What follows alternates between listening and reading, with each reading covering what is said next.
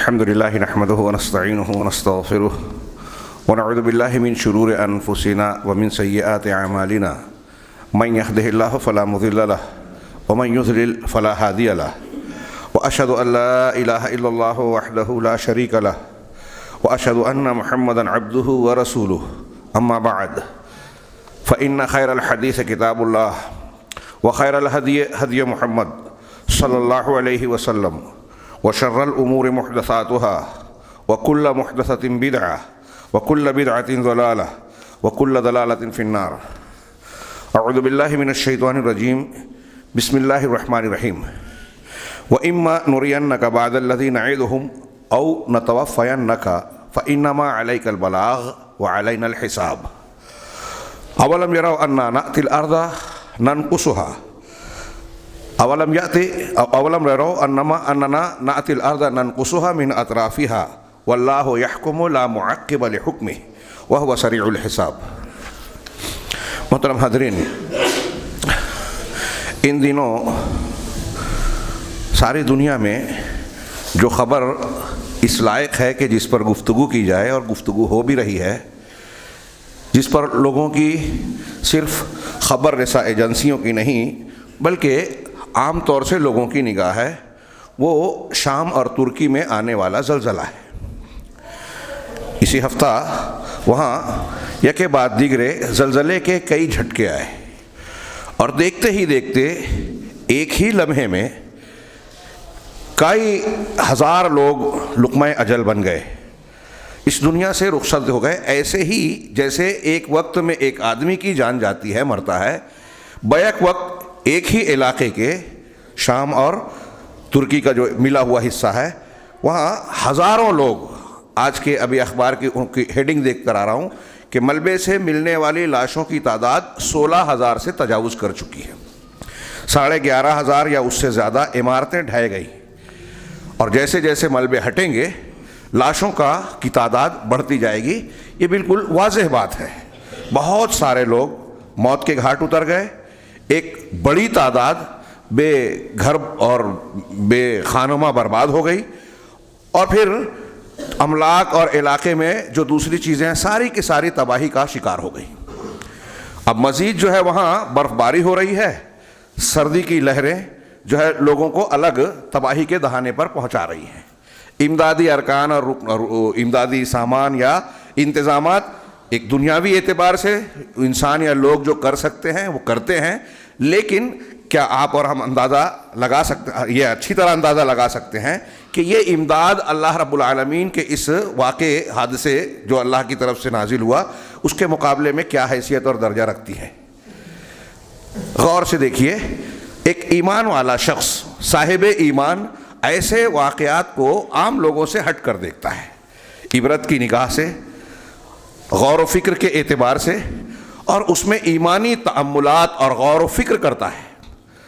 ایمان والا قرآن و سنت کی روشنی میں، اس کے ضوابط کی روشنی میں ایسے واقعات پر نگاہ ڈالتا ہے اور عبرت و ہدایت اللہ کی طرف سے، رسول صلی اللہ علیہ وسلم کی طرف سے جو ہدایات دی گئی ہیں اس کی روشنی میں درس حاصل کرنے کی کوشش کرتا ہے. کیا ہمارا اور آپ کا بھی یہی معاملہ ہے؟ یہ کوئی چھوٹا موٹا واقعہ نہیں ہے. تھوڑی دیر کے لیے تصور کیجئے کہ ہمارے شہر میں یہ واقعہ ہوا ہوتا، ہاں، پورا کا پورا شہر تباہی کے دہانے پر پہنچ جائے، بڑی تعداد موت کے گھاٹ اتر جائے، جو زندہ بھی ہیں اس میں کچھ زخمی، کچھ پریشان، کچھ اپاہج ہو جائیں، ملبے کے نیچے دب کر کسی کا ہاتھ ٹوٹ گیا، کسی کا پیر ٹوٹ گیا، ہمارے کاروبار تباہ و برباد ہو گئے، اور آمدنی کے ذرائع موقوف ہو گئے، بال بچے، کوئی اگر کچھ زندہ بھی ہیں تو کوئی ایسا شخص زندہ ہے جس کے والدین نہیں ہیں، کوئی والد زندہ ہے تو باپ، بیوی، بچے فلاں اور فلاں غائب ہو گئے، کوئی چھوٹا بچہ ہے، ملبے میں ایک ایسی عورت بھی دبی رہی کہ وہ حاملہ تھی، اس کی ولادت ہوئی بچے کی، وہ خود مر گئی، بچے کو نکالا گیا. ایسے اور بھی بہت سارے واقعات یہ ہم کو اس بات کی دعوت دیتے ہیں کہ ہم ان واقعات پر ایمانی اعتبار سے، اسلامی تعلیمات کی روشنی کے اعتبار سے غور و فکر کریں. اب ہم غور و فکر کریں تو پہلی بات 2-3 دروس صرف اگر ہم سمجھ لیں تو یہ واقعات ہمارے لیے بہت اہمیت کے حامل ہوتے ہیں. ہاں، ایک مسلمان وہ ہوتا ہے یا عقل مند وہ ہوتا ہے، حدیث کے زبان میں، جو دوسروں کے نتائج اور انجام سے سبق لیتا ہے، اور جو دوسروں سے سبق نہیں لیتا وہ خود دوسروں کے لیے سبق بن جاتا ہے۔ عقل مندی یہ ہے کہ ہم سبق لے ہوئے واقعات سے، نہ کہ ہم ایسے بنے کہ اللہ ہمیں دوسروں کے لیے عبرت بنا دے۔ چنانچہ اس تناظر میں سب سے پہلی چیز جو غور کرنے کی ہے وہ یہ کہ اس قسم کے واقعات میں اللہ رب العالمین کی قدرت کاملہ کا مظاہرہ ہوتا ہے۔ وہ ہر چیز پر قادر ہے، اور اللہ کی قدرت و طاقت کے سامنے دنیا کی تمام طاقتیں بے بس ہیں۔ کوئی کتنی بھی ترقی کر لے، کیسی بھی حکومت اسباب دولت حاصل کر لے، اللہ رب العالمین کے فیصلے کے سامنے وہ ٹک نہیں سکتا۔ ہاں، اللہ ہر چیز پر قادر ہے۔ اللہ تبارک و تعالیٰ اس چیز پر بھی قادر ہے کہ وہ جیسے چاہے اوپر سے نیچے سے دائیں سے بائیں سے اپنا عذاب لے آئے۔ اللہ رب العالمین نے سورہ انعام میں فرمایا قُلْ هُوَ الْقَادِرُ عَلَىٰ أَن يَبْعَثَ عَلَيْكُمْ عَذَابًا مِّن فَوْقِكُمْ أَوْ مِن تَحْتِ أَرْجُلِكُمْ۔ اللہ تبارک آپ کہہ دیجئے لوگوں سے کہ اللہ تعالیٰ اس بات پر قادر ہے کہ وہ تمہارے اوپر سے عذاب لے آئے۔ اوپر سے آندھی طوفان، تیز ہوائیں، اوپر سے بجلی کا گرنا، کڑک اور گرج کا گرنا، ایک اوپر کا یہ معنی ہے۔ ایک اہل علم نے کہا کہ اوپر یہ ہے کہ آپ کے اوپر جو حکمراں ہیں، بادشاہ ہے، حاکم ہے، یا آپ نوکر ہیں، آپ کا جو مالک ہے، ہاں جو سیٹھ ہمارے یہاں کہا جاتا ہے، مالک ہے، کفیل ہے، حکمراں ہے، وزیر اعظم اور فلاں اور فلاں، اوپر سے وہ ظلم کریں، اللہ اس بات پر قادر ہے کہ تم کو اوپر سے عذاب میں مبتلا کرے۔ او من تحت ارجلکم، یا تمہارے پیروں کے نیچے سے، تمہارے پیروں کے نیچے سے عذاب میں مبتلا کرے۔ پیروں کے نیچے سے زمین پھٹ جائے، بارش ہو، سونامی آئے، یا یہ زلزلے آئے جو ابھی آیا، اور آدمی یا اس کی عمارتیں اور اس کے سارے اسباب زمین میں دھس جائیں، خسف ہو، زلزلہ ہو، یہ نیچے سے عذاب کی شکل ہے۔ اللہ تبارک و اللہ کے رسول صلی اللہ علیہ وسلم نے صبح و شام کے اذکار میں جو دعائیں سکھائی، اس میں ہے نا ایک کہ اللہم انی اعوذ بک من کیا ہے، آخری جملہ ہے واعوذ بعظمتک ان اغتال من تحتی، کہ میں اس بات سے تیرے عظمت کے واسطے سے تیری پناہ میں آتا ہوں، تجھ سے یہ بچاؤ مانگتا ہوں کہ مجھے نیچے سے مجھے اچانک جو ہے ہلاکت کا سامنا کرنا پڑے۔ نیچے سے ہلاکت کی ایک شکل یہی ہے کہ زلزلہ آ جائے، اس سے پہلے ہے کہ اوپر سے، دائیں سے، بائیں سے، ہر طرف سے پروردگار مجھے بھائی اللہ کے رسول صلی اللہ علیہ وسلم نے ہمیں دعائیں سکھائی۔ اور میں اکثر کہا کرتا ہوں کہ اللہ اور رسول نے جو روزمرہ کی چیزیں ہمیں بتائی ہے وہ ہماری ضرورت ہے، ہم نہیں کرتے تو کسی کا نقصان نہیں، اپنا نقصان کرتے ہیں، تو یہ ہماری ضرورت ہے۔ تو یہاں اللہ تعالیٰ کہہ رہا ہے، سورہ انعام کی آیت ہے یہ، کہ اللہ اس بات پر قادر ہے کہ اوپر سے تم پر عذاب مسلط کرے یا نیچے سے تم کو عذاب میں مبتلا کرے، او یلبسکم شیعا ویذیق بعضکم بأس بعض، یا تم کو مختلف گروہوں میں بانٹ دے وے، خلط ملط کر دے وے، تقسیم کر دے وے، پھر ایک دوسرے کے ہاتھوں ایک دوسرے کی لڑائی کا مزہ چکھائے۔ یہ بھی عذاب کی ایک شکل ہے۔ اور آپ جانتے ہیں کہ اللہ کے رسول صلی اللہ علیہ وسلم نے 3 دعائیں کی تھی کہ اللہ تعالیٰ مجھے میری قوم کو جو ہے عام قحط کے ذریعے سے یا عام تباہی کے ذریعے سے نہ ہلاک کیا جائے، یا اس طرح کوئی دشمن مسلط نہ ہو کہ پوری قوم تباہ ہو جائے، اور یہ بھی نہ ہو کہ پروردگار ہماری قوم میں آپس میں اختلاف و امت میں ایک دوسرے کو مارے کاٹیں۔ تو پہلی دو دعا قبول ہوئی اور یہ قبول نہیں ہوئی۔ اس کے بارے میں بھی بخاری میں حدیث ہے، اس آیت کے پہلے حصے کو اللہ کے رسول صلی اللہ علیہ وسلم نے فرمایا قُلْ هُوَ الْقَادِرُ عَلَىٰ أَن يَبْعَثَ عَذَابًا مِّن فَوْقِكُمْ، تو اللہ کے رسول نے اتنا پڑھنے کے بعد کہا اعوذ بوجہک، اے اللہ میں تیری وجہ کے ذریعے اس سے پناہ مانگتا ہوں، او من تحت ارجلکم، یا تمہارے پیروں کے نیچے سے پروردگار عذاب تم پر لے آئے، تو اللہ کے رسول نے کہا اعوذ بوجہک، تیری وجہ کے ذریعے پروردگار میں پناہ چاہتا ہوں۔ پھر جب تیسرا جملہ پڑھا کہ او یلبسکم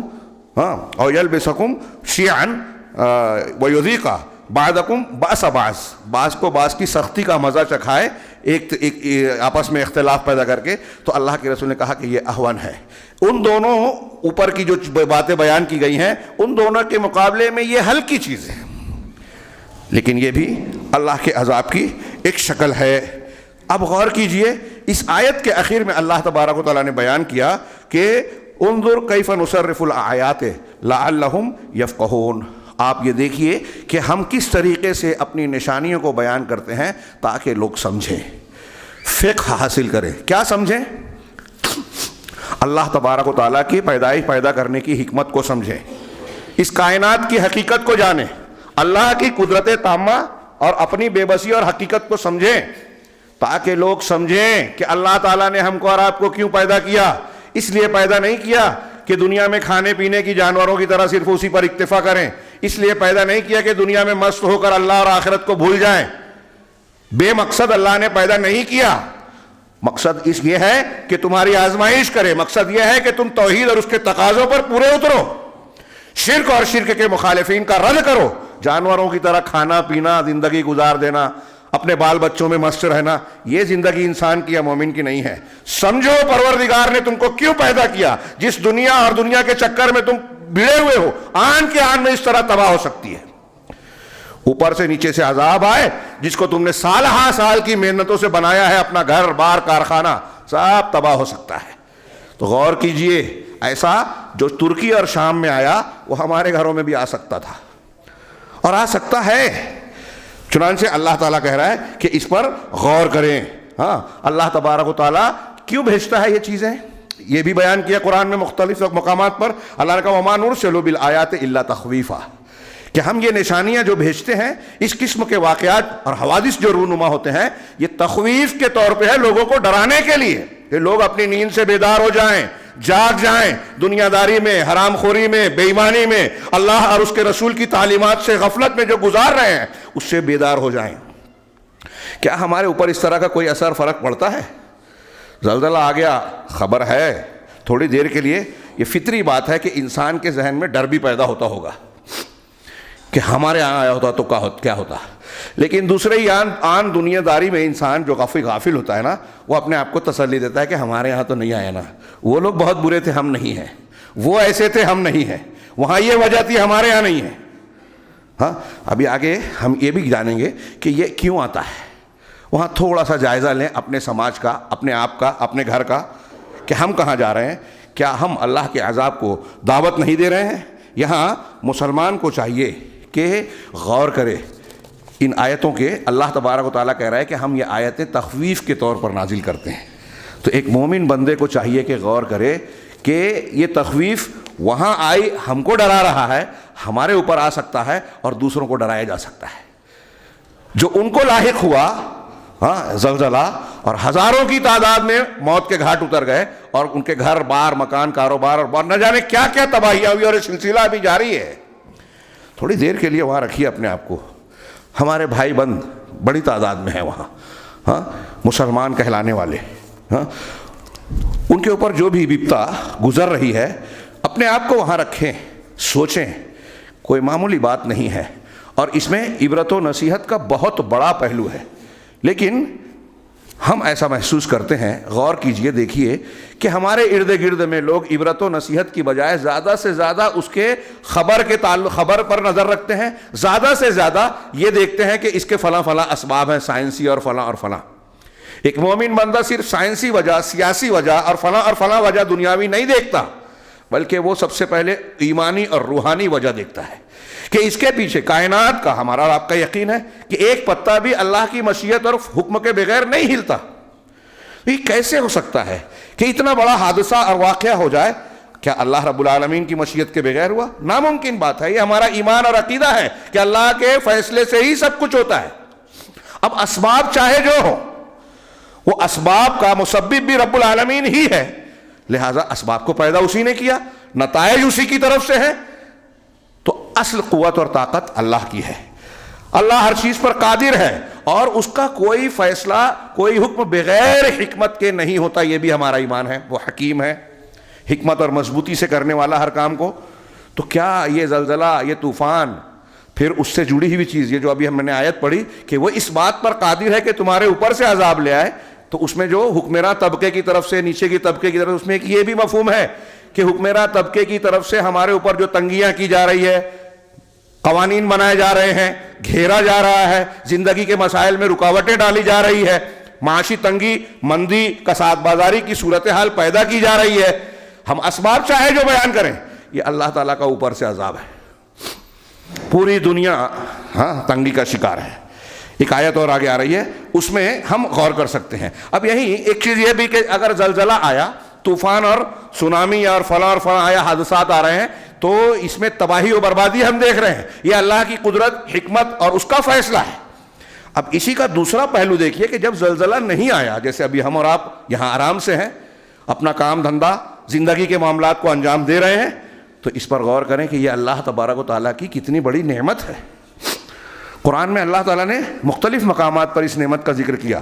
اللہ الذی جعل لکم الارض قرارا، اللہ ہی ہے جس نے تمہارے لیے زمین کو جائے قرار، ٹھہرنے اور قیام کا مقام بنایا.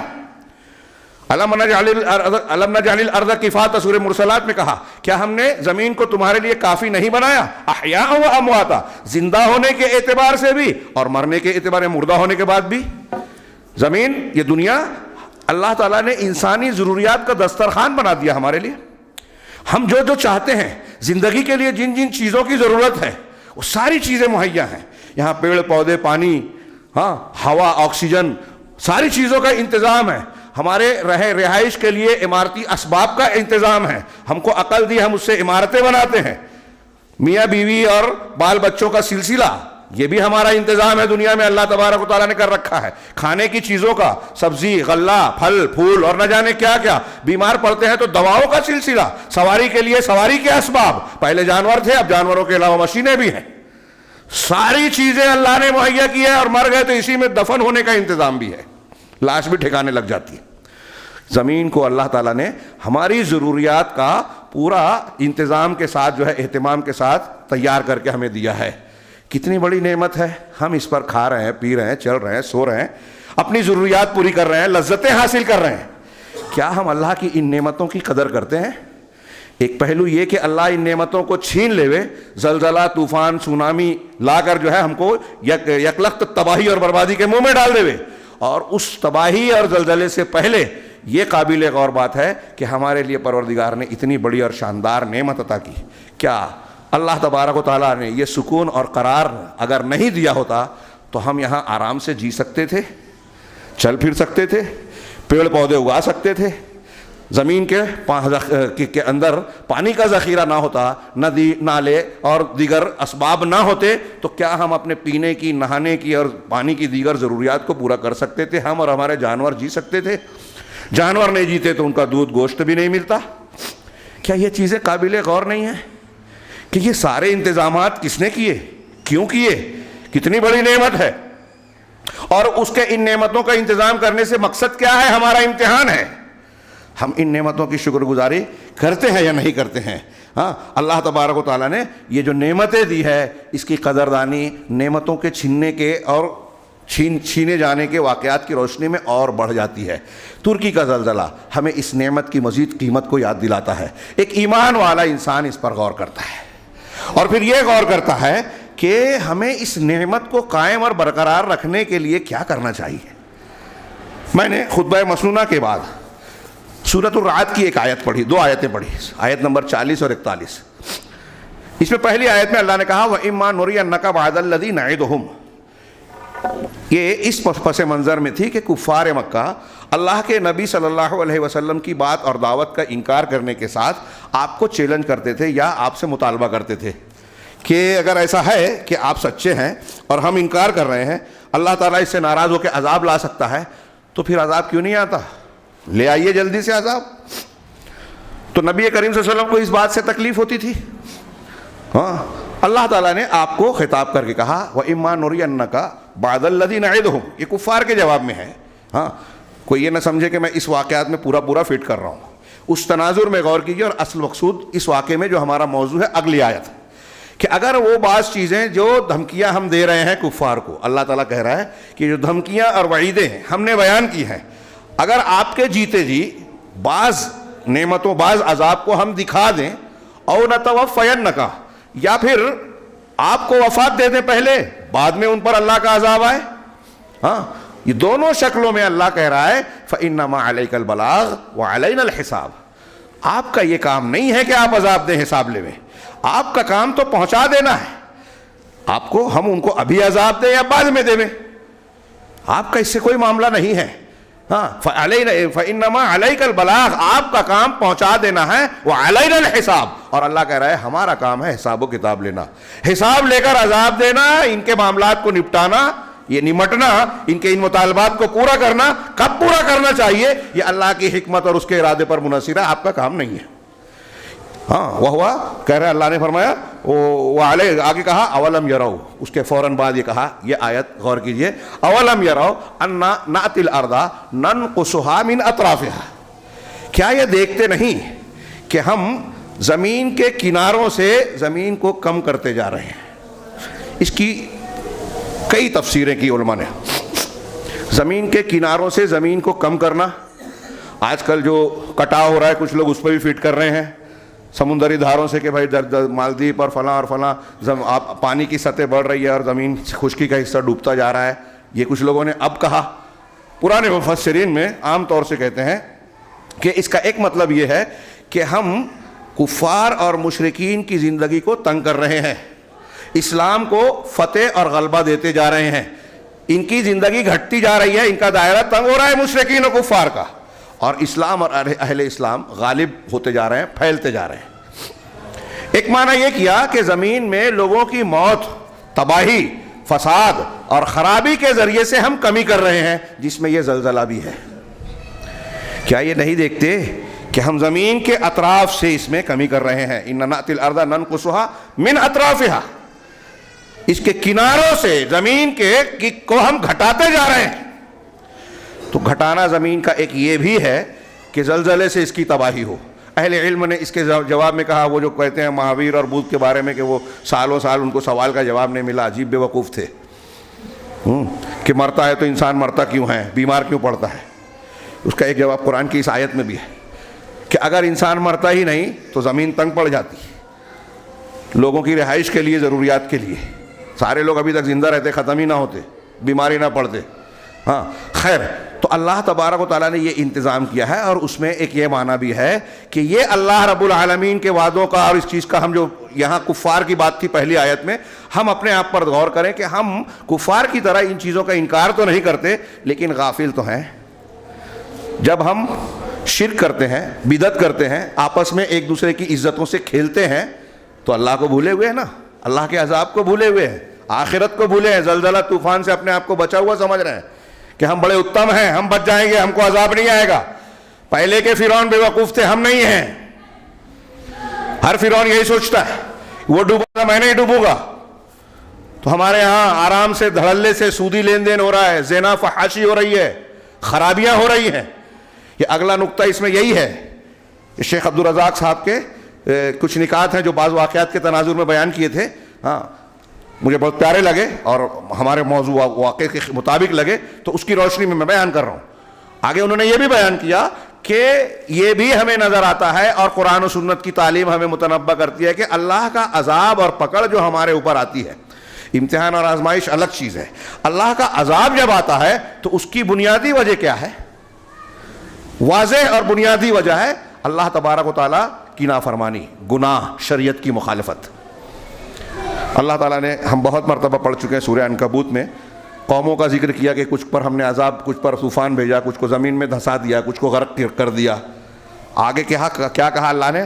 فَكُلًّا أَخَذْنَا بِذَنبِهِ، ہاں یہ پہلے کہا ہر قوم کو جو ہم نے عذاب دیا، زلزلے، طوفان اور ان چیزوں میں شکار کیا، ہر ایک کو اس کے گناہ کے پاداش میں ہم نے پکڑ لیا، گناہ کے بدلے پکڑا۔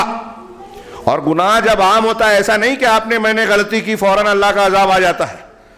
لَوْ يُعَجِّلُ اللَّهَ بِمَا كَسَبُوا مَا تَرَكَ عَلَىٰ ظَاهِرِ الْأَرْضِ مِن دَابَّةٍ، اگر اللہ تمام لوگوں کو عذاب دینے میں، ان کی کارروائیوں، ان کے گناہوں کے نتیجے میں فوراً عذاب دینے لگے، جلد بازی کرنے لگے، جلدی کرے تو زمین پر کوئی چلتا پھرتا نہیں نظر آئے گا۔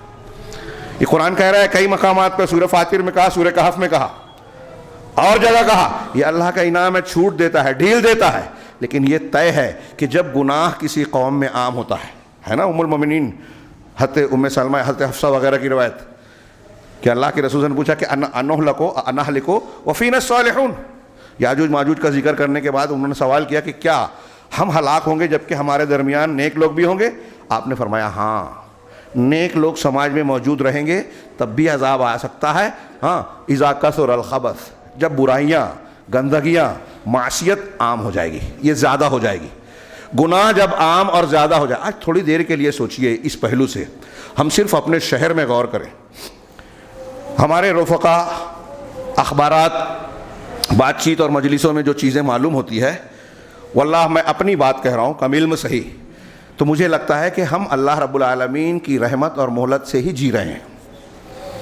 کون سا پہلو ہے؟ ہمارے اپنے شہر کی صرف بات کر رہا ہوں، اور میں نہیں سمجھتا کہ اور مسلمانوں میں کچھ بہت زیادہ فرق کے حالات ہیں.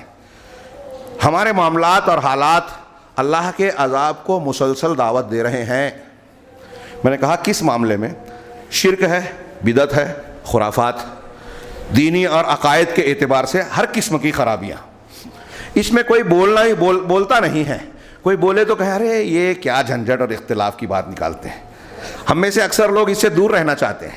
کون ان سب چیزوں میں پڑے، فرصت نہیں ہے. کوئی بولے تو کہیں گے ارے اس کے تو یہی چلتا رہتا ہے، مہنگائی بڑھ رہی ہے، مسلمانوں کے ایسے حالات ہیں، اور یہ توحید سنت کی بات کرتے ہیں. یہ جہالت، اس سے زیادہ تعجب خیز جہالت کوئی دوسری ہو ہی نہیں سکتی کہ اللہ اور رسول اللہ صلی اللہ علیہ وسلم نے ہمارے لیے جو علاج بتایا مہنگائی کا، گھروں کی پریشانی کا، بچوں کی تربیت کا، عورتوں مردوں کے مرتد ہونے سے بچانے کا، اسی کو ہم بیماری کہہ رہے ہیں. توحید اور سنت کی تربیت کیجیے، سارے مسائل حل ہوں گے. یہ میں نہیں، قرآن و حدیث کہتے ہیں. بہت سی دلیلیں ہم سنتے رہتے ہیں. ایمان اور تقوی ہوگا تو اللہ آسمانوں سے برکتوں کے دروازے کھولے گا. قرآن کی آیت ہے. زمین سے اپنی نعمتیں چھوڑ دے گا، نکالے گا. کتنی آیتیں، کتنی دلیلیں ہیں، اس کا موقع نہیں ہے. آپ دہراتے رہتے ہیں، سنتے رہتے ہیں. اب سوچئے کہ ہمارے یہاں کون سی برائی نہیں ہے. میں نے کہا حرام خوری، دھوکہ دہی کتنی ہے. لوگ ایسا، کئی لوگوں نے بتایا زمینوں کے کاروبار میں دھوکہ دہی. آپ کی زمین نہیں ہے، جھوٹے کاغذات بنا کر بیچ دیے گئے. آپ نے خریدا، پیمنٹ نہیں کیا، دوسرے کو بیچ دیا. ایسے اور بے ایمانی کے کئی شکلیں. لین دین ادھار، سودی قرضہ دیا جا رہا ہے. ہمارے بینکوں میں نہیں، سماج میں یہ لین دین چل رہا ہے. ایسے کاروبار کے کئی طریقے اختیار کیے جا رہے ہیں کہ آپ جا کے دیکھیں تو وہ شریعت کے خلاف ہے، لیکن آپ بیان کریں تو نہیں. قرض دے رہے ہیں، بڑھا کے پیسہ لیں گے، اور پھر اس میں گینگ کے ساتھ کام ہو رہا ہے. گروپ کے ساتھ قرض دے کر ڈھیل دی جائے، پھر اس کی چیزیں ضبط کی جائے، گرفتار کیا جائے، اٹھایا جائے. لڑائی جھگڑا یہ لین دین میں ہے. پھر شراب، نشہ، یہ الگ چیزیں. فحاشی، اللہ اکبر. ایسے ایسے واقعات کے جس کا ذکر کرنا بھی اور مسجد میں ذکر کرنا اور برا ہے. ماضی میں کچھ واقعات ہمارے سامنے آئے. پولیس اسٹیشن جب معاملہ گیا تو پتہ چلا کہ بہت سارے لوگ اس میں ملوث ہیں، سفید کالر اور سفید پوش لوگ. ہمارے گھروں میں وہ جو فحاشی اور گناہ کرنے والی ہوتی تھی وہ الگ ہے. اب تو جب ہماری بچیاں مرتد ہو رہی ہیں اور ہمارے پیشانی پہ بل نہیں آ رہا ہے، ہاں، جو نہیں رینگ رہا ہے، ہمارے اپنے گھروں میں تربیت کے پہلو سے ہم غور نہیں کر رہے ہیں. ہاں، بچی پیسہ لا رہی ہے تو یہ دیکھنے کی کسی کو خواہش نہیں، کسی کو یعنی فرصت نہیں ہے کہ یہ کہاں سے لا رہی ہے. موبائل دے دیا آپ نے ذریعہ دے دیا ناجائز کاموں کے لیے. نگرانی نہیں ہے، تربیت نہیں ہے. کوئی شکایت لائے تو سنی انسنی کر دی. میں اشارے کر رہا ہوں، بہت سی چیزیں دماغ میں آ رہی ہے، لیکن میں محسوس کرتا ہوں کہ بعض چیزیں بیان کے لائق نہیں ہیں. لیکن آپ اور ہم، میں نہیں سمجھتا کہ لوگ اس سے، ان چیزوں سے بالکل ناواقف ہیں. کچھ واقعات کچھ نہیں جانتے ہوں گے، لیکن صورتحال سے سب واقف ہیں کہ اخلاقی معاملات کیا ہیں، گھروں میں کیا معاملہ ہے. اب ہمارے یہاں قتل پہلے کے مقابلے میں کتنا ہو رہا ہے. قتل ہو جاتے ہیں چھوٹی چھوٹی باتوں پر. ہاں، بے ایمانی عام ہے، اور لوگ گناہ کے کاموں کو فخر سے، یعنی جیسے بڑا کارنامہ انجام دیا، چار میں بیان کرتے ہیں کہ میں نے تو یہ کر لیا، میں نے لوٹ لیا، فلاں کو بیوقوف بنا دیا، فلاں کو مار دیا، یا یہ اور یہ گناہ کر لیا، فلاں عورت کے ساتھ ناجائز تعلق کیا، اس کو بیوقوف بنا دیا. شوہر بیوی کو، بیوی شوہر کو بلیک میل کر رہی ہے. اور ایسے کتنے واقعات کیا کیا بیان کیے جائیں. میرا یہ سوال ہے، یہ ترکی کا واقعہ ہو رہا ہے، اگر اس سے ڈر پیدا ہو رہا ہے، آپ کو، ہم کو یہ محسوس ہو کہ اللہ کی قدرت کے ذریعے سے فیصلے ہوتے ہیں، اور اللہ کے فیصلے کو کوئی ٹال نہیں سکتا. یہ قرآن کی آیت ہے، اولم یروا انا نأتی الارض ننقصها من اطرافها، سورہ رعد کی آیت، کہ کیا یہ نہیں دیکھتے کہ ہم زمین کے کناروں سے اس کو کم کرتے جاتے ہیں. واللہ یحکم لا محقب لحکمہ، اور اللہ فیصلہ کرتا ہے. حکمت و مصلحت کے ساتھ اللہ کا فیصلہ چلتا ہے دنیا کے اندر، لا معقب لحکمہ، اس کے فیصلے کو کوئی پیچھے نہیں کر سکتا، رد نہیں کر سکتا، ٹال نہیں سکتا. یا یہ ترجمہ جو کیلانی صاحب نے کیا کہ اس کے فیصلے پر کوئی نظر ثانی نہیں کر سکتا، سب صحیح ہے. اللہ نے کوئی فیصلہ کیا تو اس پر کوئی ٹالے، کوئی اس پر جو ہے انگلی اٹھائے یہ صحیح نہیں ہے یا اس کو روک دے ہوئے، ناممکن. اب اللہ نے اگر فیصلہ کر لیا کہ آپ کو تہس نہس کر دے گا، زمین کو پلٹ دے گا، تو کوئی نہیں بچا سکتا، کوئی روک نہیں سکتا. کوئی حکومت، جاپان کی حکومت نے کچھ سالوں پہلے اعتراف کیا کہ ہم نے بہت ترقی کی، بہت کوشش کی کہ زلزلوں کے سامنے ٹک جائیں اور اس کا مقابلہ کریں، تباہی سے اپنے آپ کو بچا لیں، لیکن قدرت کے اس فیصلے کے سامنے ہمارا کوئی بس نہیں ہے. کوئی ٹیکنالوجی، کوئی دماغ، کوئی حکمت، سائنس کام نہیں کرتی. اللہ کا فیصلہ آئے گا تو کوئی بچ نہیں پائے گا. کوئی کتنا بھی ذہین فرعون ہو، اس کو ڈوبنا ہی ہے. فرعونیت سے نکل جائیں تو بچنا ہے. اللہ تبارک و تعالیٰ کے عذاب سے صرف اللہ تبارک و تعالیٰ ہی بچا سکتا ہے. ہاں، اب ایک چیز یہ بھی ہے کہ اللہ تبارک و تعالیٰ نے اس آیت کے آخر میں کیا کہا کہ لا معقب لحکمہ وہو سریع الحساب، اور وہ بہت تیز جلدی حساب لینے والا ہے. لہذا آپ عذاب میں جلدی نہ کریں، اور اگر ڈھیل ملی ہے، ابھی ہم چل پھر رہے ہیں، کوئی آدمی زنا کر رہا ہے، کوئی سود کھا رہا ہے، کوئی کسی کا مال ہڑپ کر کے بیٹھا ہے، گھر کھا لیا، حصہ مار لیا، ہاں، فحاشی کر رہا ہے، شرک اور بدعت کر رہا ہے، سیاست میں لگ کے بے ایمانی کے پیسے سے اپنا گھر بنانے اور دنیا بنانے کے چکر میں پڑا ہے اور ترقی کرتا ہوا بظاہر دکھ رہا ہے، تو یہ نہ سمجھے کہ بچ گیا، میں بہت چالاک ہوں، وہ گناہ کیا، پھنس گیا، فرعون ڈوب گیا، میں تو اوپر چل رہا ہوں. اللہ تبارک و تعالیٰ نے فرعون کو بھی، قوم نوح کو بھی، کسی بھی قوم کو فوراً عذاب نہیں دیا. ایک مدت دیتا ہے، ڈھیل دیتا ہے، موقع دیتا ہے سدھرنے کا، توبہ کرنے کا. یہ بھی اللہ تعالیٰ کی نعمت ہے. تو ہمیں گناہوں کے باوجود ہمارا سماج جو چل رہا ہے، پنپ رہا ہے، ہاں، مصیبتوں کے باوجود چل رہا ہے، اس میں ہمیں غور کرنا چاہیے کہ اللہ تبارک و تعالیٰ نے اگر چاہا تو فوراً رسی کھینچے گا، زمین کو ایک کن کہے گا، یہ تہس نہس ہو جائے گی، ہم اور ہماری بنائی ہوئی پوری دنیا اجڑ جائے گی. لہٰذا اللہ رب العالمین سے عذاب کی جلدی نہ کرو، یہ کفار کو کہا گیا. اور ہمارے لیے عبرت کا پہلو یہ ہے کہ اگر ہم کو ڈھیل ملی ہے تو ہم غفلت کا شکار نہ ہوں. ہم غور کریں کہ اللہ تبارک و تعالیٰ اس کائنات میں جب چاہتا ہے حکمت کے اعتبار سے تصرف کرتا ہے اور ایک خاص موقع تک ڈھیل دیتا ہے.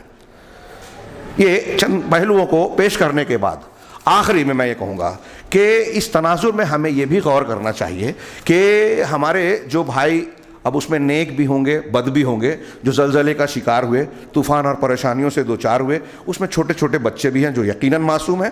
اللہ رب العالمین ان کو عذاب نہیں دے رہا ہے، لیکن اس علاقے کے عذاب کے عموم میں ان کا ایک ذکر، ان کا بھی گھیراؤ ہو رہا ہے، بعض پریشانیوں سے دوچار ہو رہے ہیں. یہ الگ بات ہے. حدیثوں میں ہے کہ اگر اللہ تعالیٰ کسی قوم پر عذاب جب بھیجتا ہے تو اچھے برے سب اس میں تباہی کا شکار ہوتے ہیں، لیکن پھر آخر میں اللہ تعالیٰ جب دوبارہ اٹھائے گا تو ان کی نیتوں اور ان کے اعتبار سے جو اچھا ہے اچھے انجام کے ساتھ، اور جو برا ہے اس کو اس کے اعتبار سے اس کا بدلہ چکا کر اللہ اٹھائے گا. تو جو نیک ہے وہ نیک ہے.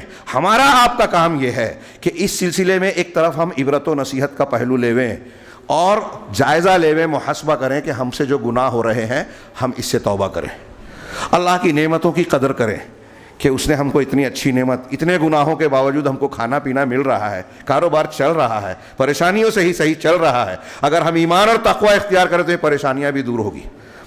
تو یہ پہلو بھی دیکھیں، اور پھر اس کے بعد آخری پہلو یہ دیکھیں کہ جو لوگ تباہی کا شکار ہوئے ہیں، ہاں، ان کے تعلق سے ہم پر کیا واجب ہوتا ہے.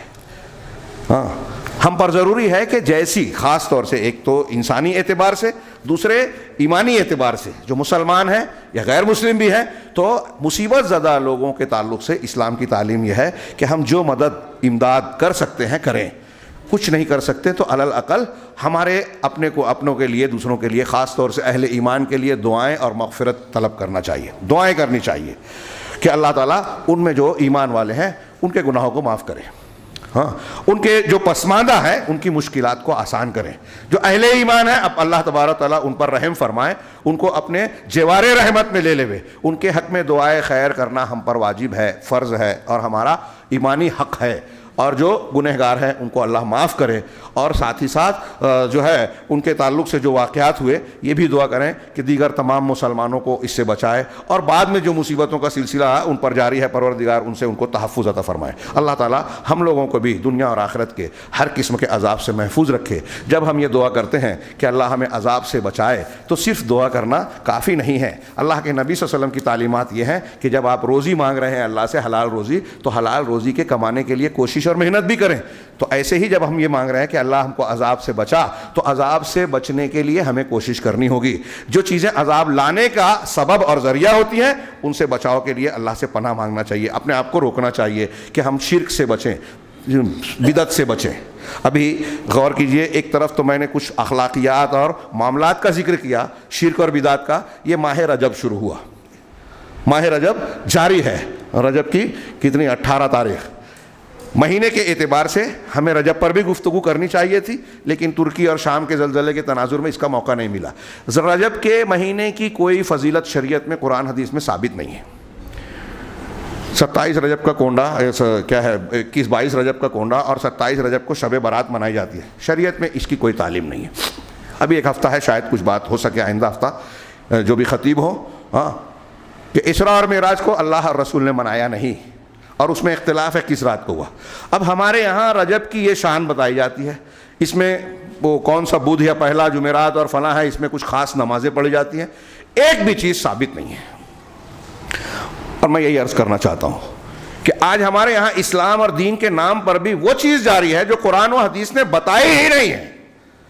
یہ چیز خود اللہ کے عذاب کو دعوت دینے والی ہے۔ ہم بار بار سورہ نور کی اس آیت کا تذکرہ کرتے ہیں، فَلْيَحْذَرِ الَّذِينَ يُخَالِفُونَ عَنْ أَمْرِهِ أَن تُصِيبَهُمْ فِتْنَةٌ أَوْ يُصِيبَهُمْ عَذَابٌ أَلِيمٌ۔ جو لوگ اللہ کے رسول کے حکم کی مخالفت کرتے ہیں انہیں فتنے سے اور ڈرنا چاہیے کہ انہیں فتنہ آ پکڑے یا دردناک عذاب آ پکڑے۔